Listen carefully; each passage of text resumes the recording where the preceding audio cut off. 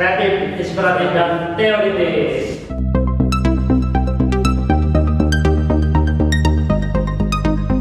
Bersama saya Christian Dimas Haribu dan teman saya Julian Nurwatikawa. Iya. Jadi di sini kita berdiskusi bagaimana tentang kesiapan Kota Batam menuju kebijakan yang normal. Sebelum kita berbicara lebih panjang lebar di diskusi ini, ada banyak kita memperkenalkan dulu narasumber kita ini.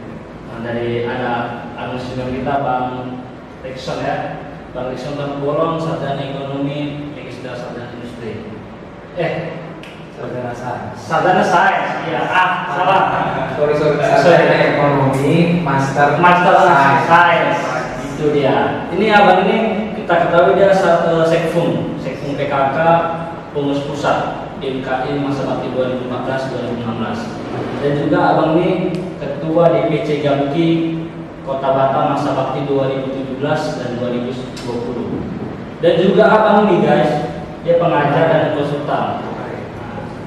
Dan di samping saya ini, ini dia anak muda yang membela hak masyarakat di Kota Batam ini. Ya, Bang Manara sejabat sarjana hukum. Abang ini kader DMKI Pekanbaru dan juga advokat di LBH Mawasawan Batam. Selamat siang Bang, selamat sore. Luar biasa. Ya, luar biasa. Jadi di sini kita diskusi santai aja, Bang, diskusi santai, tapi kita mencari solusi bagaimana dalam suatu permasalahan. Untuk pembahasan kita ini Bang, kita mengambil tentang garis besar itu new normal. Jadi kita ketahui bahwasanya di beberapa bulan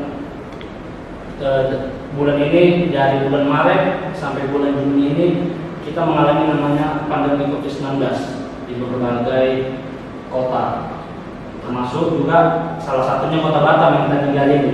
Ya. Dan di bulan Juni ini Kota Batam sudah memperlakukan di normal. Jadi kami sebagai host bertanya juga bagaimana sih kesiapan Kota Batam ini menuju kebijakan normal dalam pandemi COVID-19 ini, dilihat dari aspek ekonomi, kesehatan, dan aturan hukum. Dan bisa juga Kak, kami bertanya kepada Bang Rikson sebagai pakar ekonomi lah ini kan. Kita lihat dari aspek ekonominya. Waktu dan tempat Bang kami persiapkan Bang. Oke, terima kasih buat Bro Christian. Panggilan apa? Bung Christian ya Bang. Christian. Itu ada aja. Buktian atau Buktian aja Buktian. Gue bilang buktian. Harus ada branding ini juga. Iya, siap. Soal kondisi ekonomi kita dengan kondisi wabah kita saat ini, barangkali masyarakat kita semua menyadari ya, pukulan telak yang diberikan wabah pandemi ini terhadap sektor ekonomi sendiri ya. Ini nyata dan semua orang merasakannya, mulai dari orang pintar sampai orang yang awam sekalipun tahu bahwasanya kita ini sekarang dalam krisis ya. Dan krisis itu kita tahu tidak hanya terjadi di Kota Batam ini ya, nasional, nasional global ya. Semua negara, semua bangsa di dunia ini ya, semua makhluk ya berpikir, semua menyadari bahwasanya terjadi krisis dan tidak ada satu negara pun yang lepas ya dari pukulan ya, atau mungkin berat dari virus COVID-19.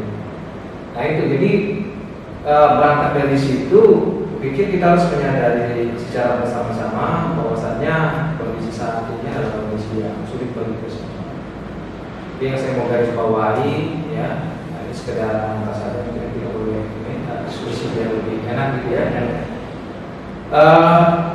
Yang paling terpukul itu adalah selain sektor industri besar berat ya, yang paling signifikan itu yang berdampak pada masyarakat luas itu karena dia menghadap sektor petani ya. Jadi sektor petani itu banyak pertumbangan ya. Pertumbangan tentang wabah ini. Kenapa ya? Karena kita tahu ya, situasi kita pada saat dulu yang work from home ya kan, physical distance itu secara tidak sadar ya banyak membatasi uang gerak ekonomi kita. Ya. Berbeda mungkin krisis yang dilalui bangsa kita ini mungkin 2008, 98, kita 2008 mungkin masih banyak yang seperti saya tidak salah, tapi kalau 98 mungkin orang sadar bahwa situ krisisnya sangat dahsyat ya. Dan kita tahu situ sampai terjadi pergolakan sosial, pergolakan politik ya, sampai presiden harus suatu bangsa diganti dan digantikan dengan ya, presiden yang baru. Nah,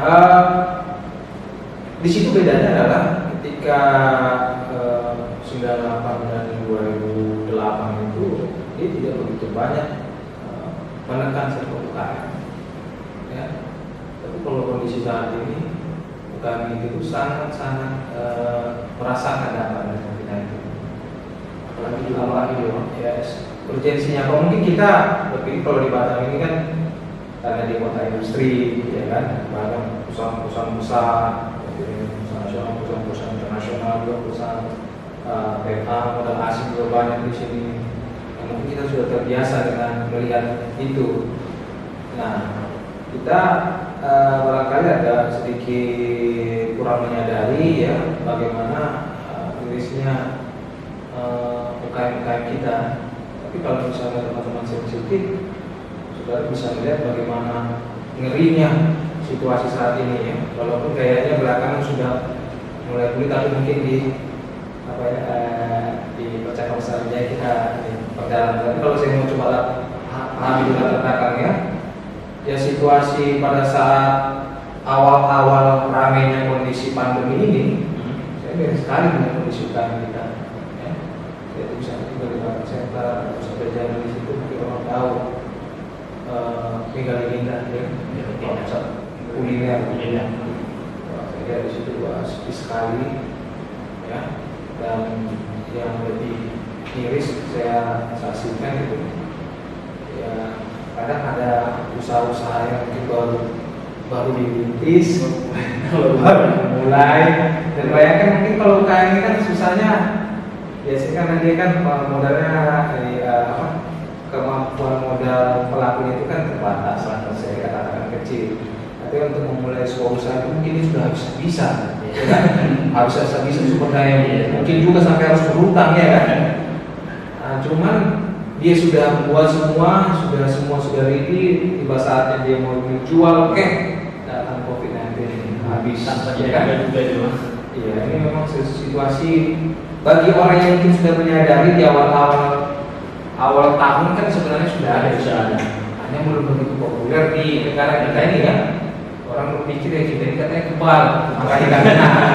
Ya kalau hanya menunggu masalah waktu aja, kan kayak hukum waktu juga kan. Iya. Saya kemarin kami diskusi juga Pak, pas sebelum Indonesia kena, ada minggu yang itu kami diskusi tentang penanganan COVID-19 itu. Tiba-tiba sebenarnya kena.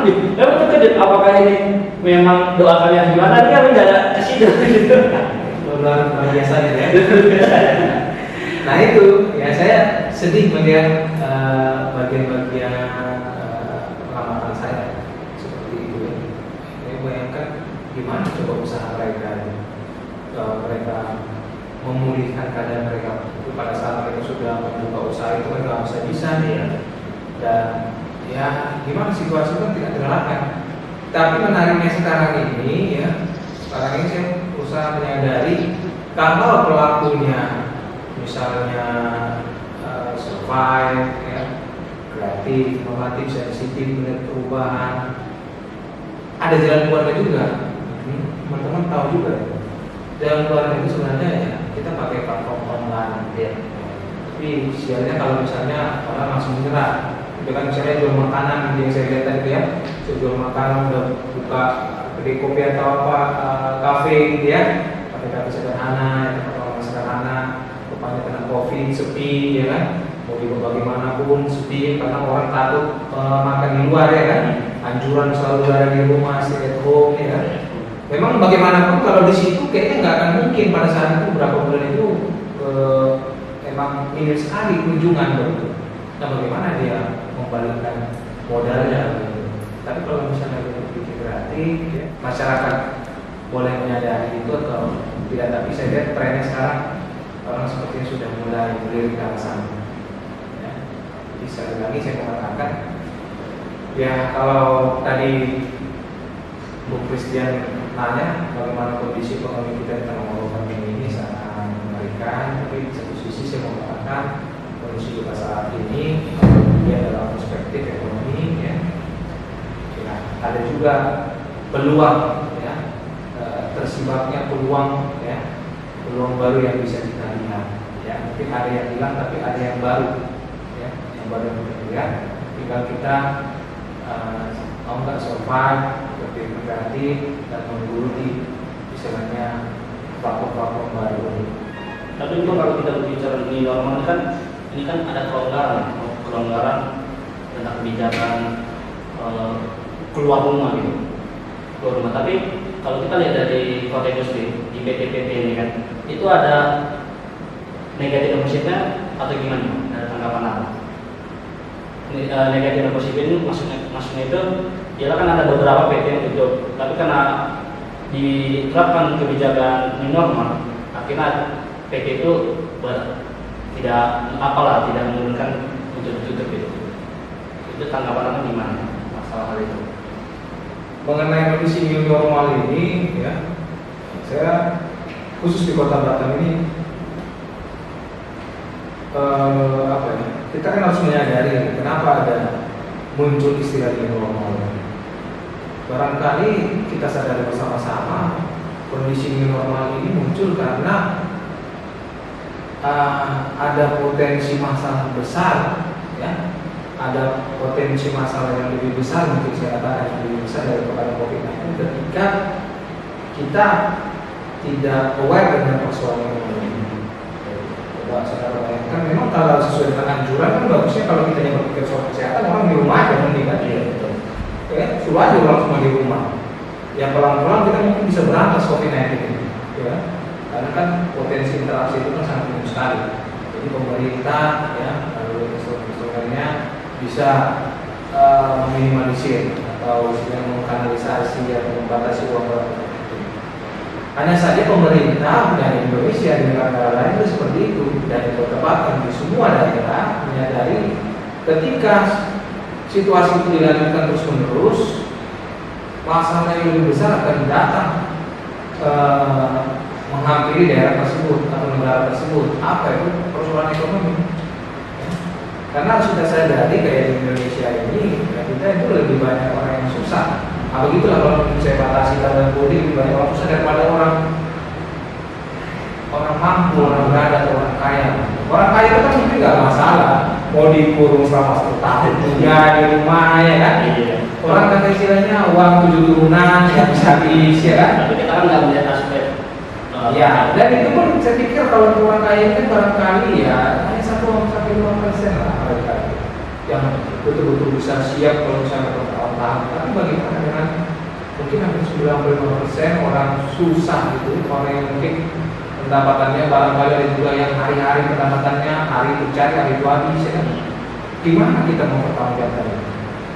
Ya, kita mau mempertanggungjawabkan itu saya katakan karena konsepnya kan kita kan manusia sosial ya kan. Kalau kita manusia ini yang tidak memikirkan itu, tentu kita nggak memikirkan itu jadi bagian masalah kita. Ya, bagaimana kita memikirkan bahwasanya orang udah makan, walaupun kita mungkin berhujan kan nggak ada bantuan sosial ya. Persoalan bantuan sosial ini kan kita harus kita pahami bersama-sama. Negara kita ini tidak cukup punya uang, ya pemerintah daerah juga. Karena saya pernah dengar itu statementnya Pak Wali ya, kenapa misalnya Batam tidak mau ikut PSBB ya, kita sama-sama baca kenapa, salah satunya karena masalah biaya. Karena konsekuensi PSBB itu apa ya, pemerintah atau pemerintah harus bertanggung jawab untuk mengasih makan gitu ya, mengasih makan masyarakat. Akhirnya Pemda harus punya uang atau Pemda harus keluar duit banyak untuk ngasih makan. Tapi kan ada juga, ada namanya bantuan itu juga. Ya tapi kan bantuan itu harus kita sadari tidak tidak cukup untuk mengcover, ya. Belum lagi sampai kita dalam persoalan yang lebih sulit lagi, bagaimana sih teknis pembagian itu, apakah semua yang betul-betul mendapatkan itu ini terdistribusi secara berkeadilan, ya. Jangan-jangan yang betul-betul membutuhkan tidak dapat, yang tak membutuhkan dapat. Ya. Nah ini kan jadi persoalan-persoalan, ini kan persoalan-persoalan ekonomi yang ketika tidak bisa diantisipasi secara baik akan menjadi persoalan sosial, ya, yang bisa berujung pada masalah politik juga. Jadi sebenarnya di normal ini menjadi jawaban setelah kita melakukan masa PSBB, pembatasan sosial berskala besar. Di Batam itu nggak ada status PSBB dari pemerintah.